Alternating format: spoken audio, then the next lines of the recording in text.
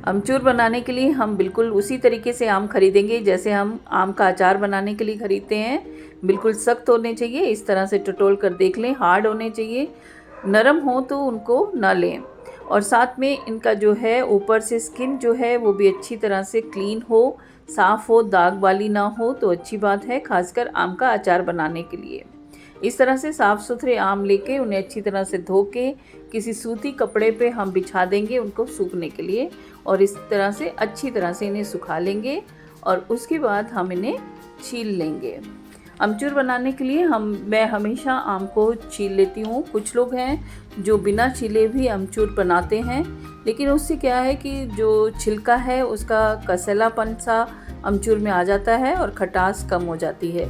तो मैं इसीलिए इनको छील लेती हूँ, और साथ ही साथ जब हम इसको पीसेंगे तो उसकी रंगत में भी फ़र्क रहेगा। जो छिलके के साथ वाला अमचूर होगा वो थोड़ा सा काले रंग पे होगा, कालेपन पे होगा, जैसे डार्क ब्राउनिश कलर होगा, और जो छील के हम बनाएंगे वो सफ़ेद होगा।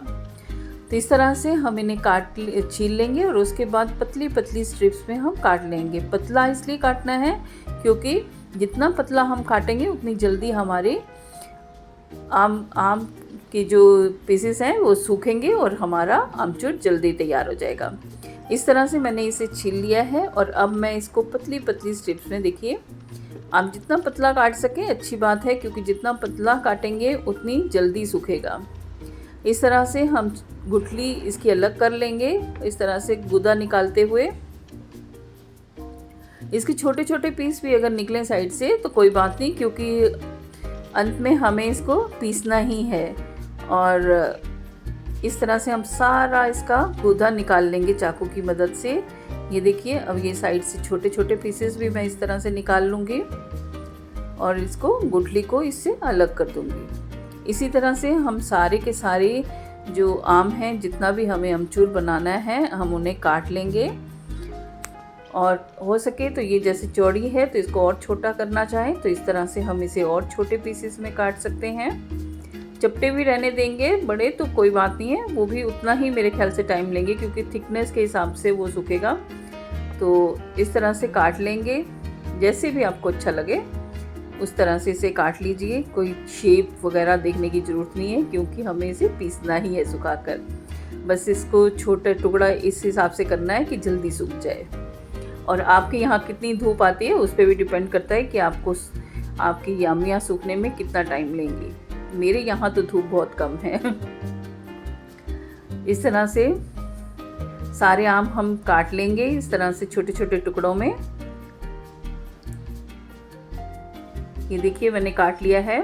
और एक बात और ध्यान रखनी है आपने, जैसे ये रंग आम जो मेरा थोड़ा सा पीलेपन पे है तो मैं इसे नहीं काटूंगी क्योंकि इसको सूखने में भी बहुत टाइम लगेगा और इसका टेस्ट जो है वो भी थोड़ा सा मीठेपन पे आ जाएगा।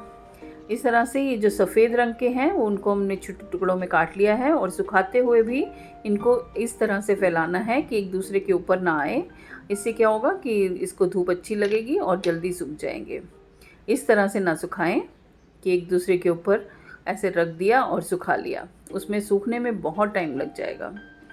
तो इस तरह से धूप में सुखाइए। आपके यहाँ कितनी धूप है उस पर डिपेंड करता है। ये देखिए मेरे भी अच्छी तरह से सूखे नहीं हैं, मैं भी और धूप लगाऊंगी, लेकिन क्योंकि मेरे यहाँ पे धूप बहुत कम आती है तो इसीलिए मैं पीसना में तो मुझे टाइम लग जाएगा। तो मैंने सोचा आप लोगों के साथ वीडियो शेयर कर देती हूँ।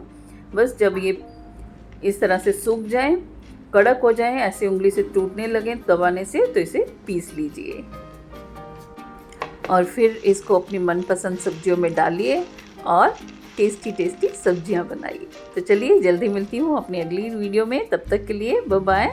But don't forget to like, share and subscribe my channel.